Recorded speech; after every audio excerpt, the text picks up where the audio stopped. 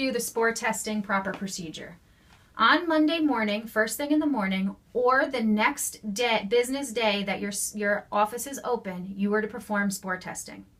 First, you're going to use the Sharpie high heat indicator marker that was supplied. You are going to take out one indicator for every sterilizer that you have at your office. So you're going to take one out for your M9, one if you have an M11, one if you have an M3, or one if you have a Statum. You're going to take out an additional indicator that was going to be used as your control indicator. These indicators are very small. So with the fine point Sharpie marker, you are going to write the date on each indicator and you are going to label it. You're going to label it with a C for control. You're going to put the control aside.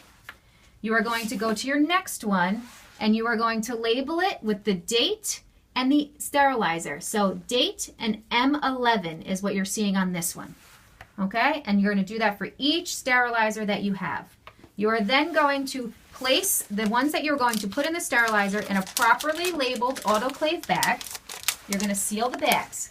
On the top right corner, you are going to write the sterilizer that you're associating it with and your initials. On the top left, you are going to place the date. And you are going to do this for each sterilizer that you have. The control is going to be left on the counter and set aside until after sterilization. You are to place the bags paper side up on the bottom rack to the front closest to the door of each sterilizer unit that you are testing.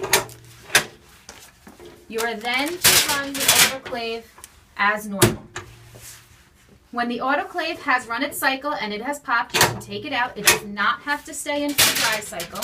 You are to take each indicator out of the sterilizers, place them aside for a cool down of 10 minutes. When you place them down, this is the time that you are going to take your incubator and now plug it in. So you will plug the incubator in and walk away and return in 10 minutes. Once you return, you're going to pick up your control indicator. You're going to place it in the incubator in the closest to you marked crusher. You are going to make sure that you can see the date and the label that you put. That should be closest to you, because while crushing it will rip the label a little bit, and you don't want to rip what the label says.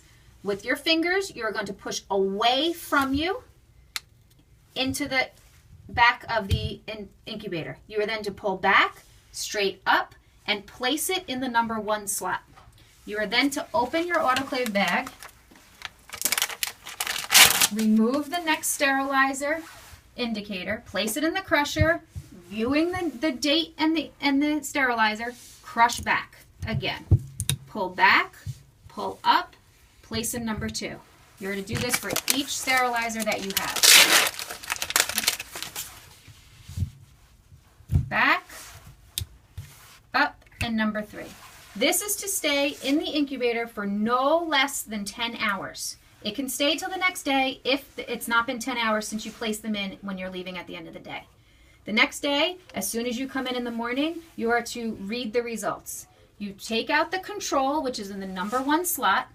It should record a yellow color. Once it has been sterilized and it's been 10 hours, you're going to see the control will come yellow. Each of the sterilizers should turn purple. Okay, so control's yellow, sterilizer are purple. You're going to log this information on your log sheet that's in your book. Next, what you're going to do is take all of the incubators that you have, indicators for that week. You're going to place them in a new autoclave bag.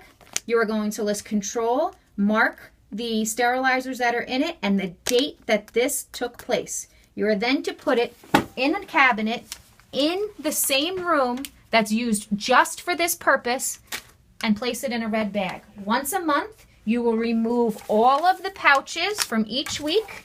You will place them in the autoclave. You will run them the same way that you ran them before, and then they can be disposed of.